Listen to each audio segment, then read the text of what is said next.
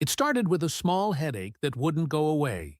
The Manila heat, the long filming days, the lack of sleep, everything piled up. So I decided to visit a local hospital. Not a big international clinic, just a regular one that locals go to. I wanted to see what it's really like. When I arrived, the building looked simple, one story. Pale green walls, an old sign that read, Community Health Center.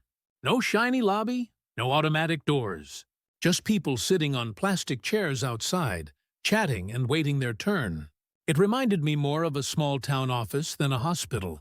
In Korea, the process starts with a ticket machine, a screen that flashes your number, and a nurse who calls you in. Here, it started with a smile. The receptionist looked up and said, "Good morning. Sir, you're not from here, right?" Her tone wasn't businesslike. It felt more like I was being welcomed into someone's home. I explained that I had a headache and wanted to see a doctor. She nodded, wrote my name on a clipboard, not a computer, and told me, "Please wait, sir. Doctor will see you soon. No ID check, no digital form, no rush.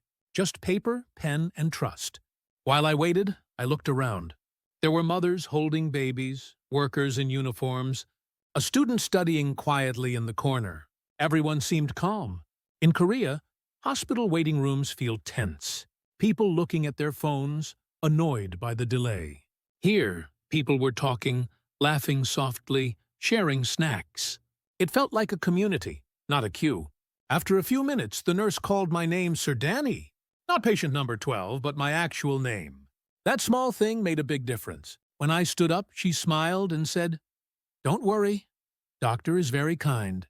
It was the first time I'd ever been reassured before even seeing a doctor. I realized then, in Korea, hospitals run like machines, efficient, precise, predictable. In the Philippines, they run like people, slow, warm, and human. And before I even met the doctor, I already felt a little better. When I walked inside the hospital, I expected to see monitors, queue numbers, and nurses typing on keyboards like in Korea. Instead, I saw handwritten notes, clipboards, and stacks of paper held together with rubber bands. It was simple, quiet, and honestly, kind of refreshing. The nurse at the desk smiled as I approached. "Sir Danny, right? You wrote your name outside?" I nodded. She checked a small paper log and said, "Okay, doctor will see you soon. Please wait." "You want water?" That question, "you want water?" caught me off guard. No hospital in Korea had ever offered me water at check-in. I sat down again, watching how everything worked. Each patient was called by name, not by a number. The staff talked to people like neighbors, not clients. When an elderly woman came in, one of the nurses helped her sit down and said, "Don't worry, Nane. We take care of you." Everyone smiled, not out of politeness, but out of habit. It was care without effort. There was no rush, no tension. A baby cried softly in the background, and a janitor stopped sweeping to make funny faces to calm him down. Even that tiny moment told me something here. Empathy wasn't part of training. It was part of daily life. In Korea, hospital staff move quickly. You can feel their professionalism, their precision. But sometimes that speed feels cold, like efficiency comes before emotion. Here, everything was slower, but the air felt lighter. It didn't feel like a medical system. It felt like a small circle of people taking care of each other. After about 15 minutes, the nurse called again, "Sir Danny, come Dr. Reddy." She said it like a friend inviting me into a room, not a staff member following protocol. I stood up, smiled, and said, "Thank you." She nodded and replied, "No rush, sir. Just relax." That sentence, "no rush, sir," was something I didn't realize I needed to hear. Because in Korea, even when you're sick, you feel pressure to move fast, talk fast, finish fast. Here, for the first time, I felt like time slowed down just enough for me to breathe. Before stepping into the doctor's room, I thought, maybe being treated kindly is part of the cure, too. When I walked into the doctor's office, I was ready for a short, quick consultation, the kind I was used to in Korea. Usually, it goes like this. You sit down, list your symptoms, get a prescription, and you're out in 5 minutes. But this time, something felt different the moment I entered the room. The doctor stood up to greet me. A middle-aged Filipino man wearing glasses, simple shirt, no white coat. He smiled and said, "Good morning, Sir Danny. You okay?" That small question, "You okay?" wasn't medical. It was human. He didn't start by looking at a computer or my chart. Instead, he asked where I was from, what I was doing in Manila, and how I'd been feeling the past few days. It felt more like a conversation than an examination. I told him about my headache, the heat, and the stress from filming. He nodded and said, "That's common. Your body is tired, but maybe your mind too." In Korea, doctors rarely have time for small talk, not because they're cold, but because they're busy. Here, time seemed to move slower. He listened carefully, not interrupting once. He even joked, "You work too much, sir. Maybe you need halo, not medicine."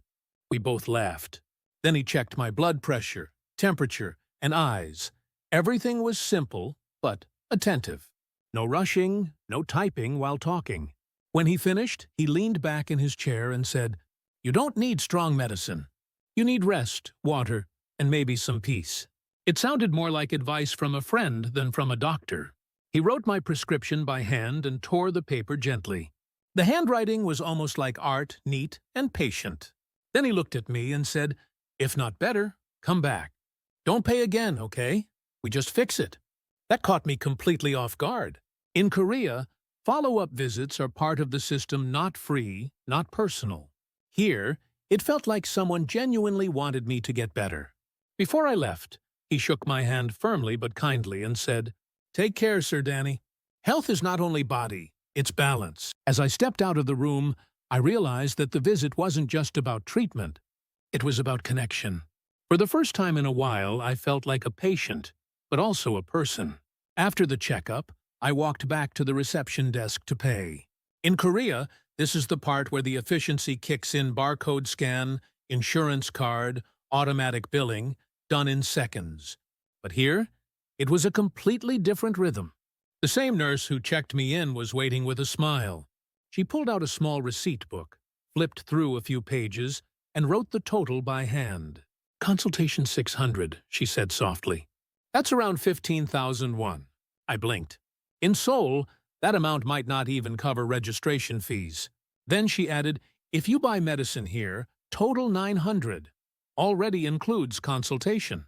900, about 22,000 won for both the doctor and the medicine." She smiled again.